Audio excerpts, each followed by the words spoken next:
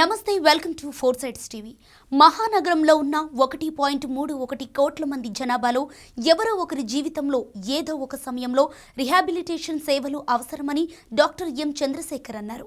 ప్రస్తుతం 5,820 పడకలు మాత్రమే అందుబాటులో ఉన్నాయని, ఈ కొరతను తీర్చేందుకు Ananta rehabilitation pain management and transitional care centre ఏర్పాటు చేసినట్లు సంస్థ సీఈఓ, తెలంగాణ ఆరోగ్యశ్రీ ట్రస్ట్ మాజీ సీఈఓ చంద్రశేఖర్ తెలిపారు.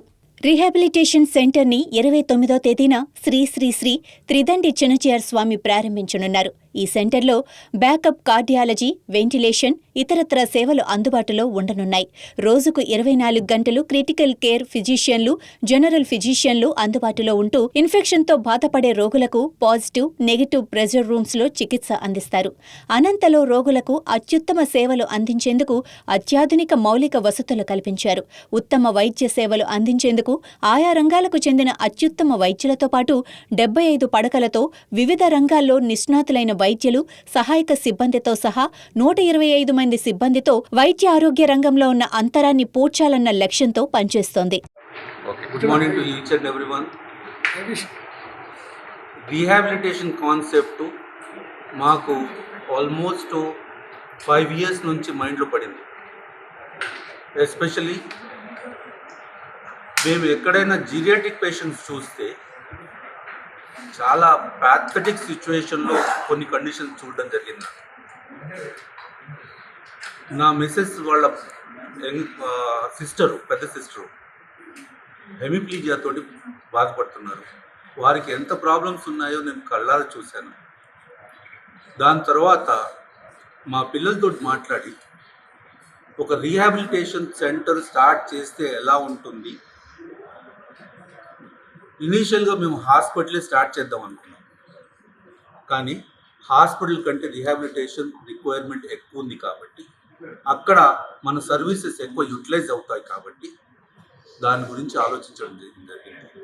దాని తర్వాత మాకు మా మిత్రుడు ఆనందరావు గారు వారితో డిస్కస్ చేస్తే ఇమ్మీడియట్గా వన్ గోలో ఎస్ విల్ గో అన్నారు. ఇద్దరం కలిసి ఈ రీహాబిలిటేషన్ చేయడం జరిగింది. దీంట్లో చాలా చాలా చాలా చదవడము, చాలా చాలా సెంటర్స్ చూడడం జరిగింది.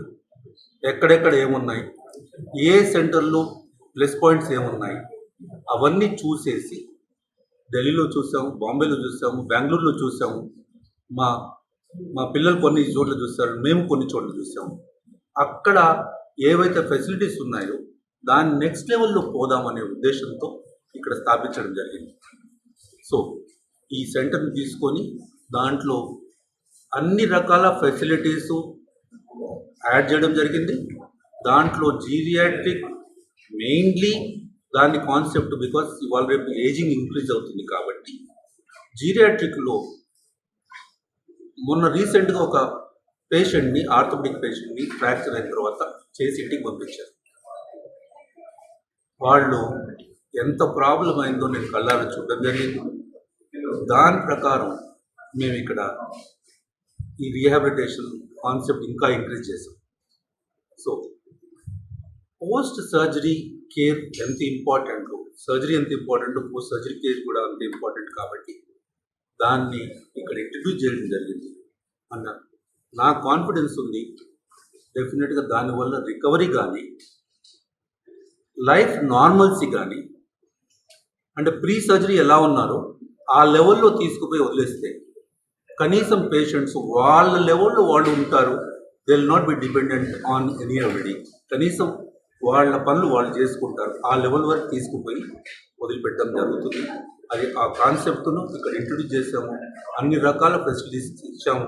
దానివల్ల 100% జీరియాట్రిక్, పీడియాట్రిక్ వాళ్ళు రికవరీ అయ్యి వాళ్ళ నార్మల్సీ ఉండి హ్యాపీగా ఉంటారని మేము కోరుతున్నాం.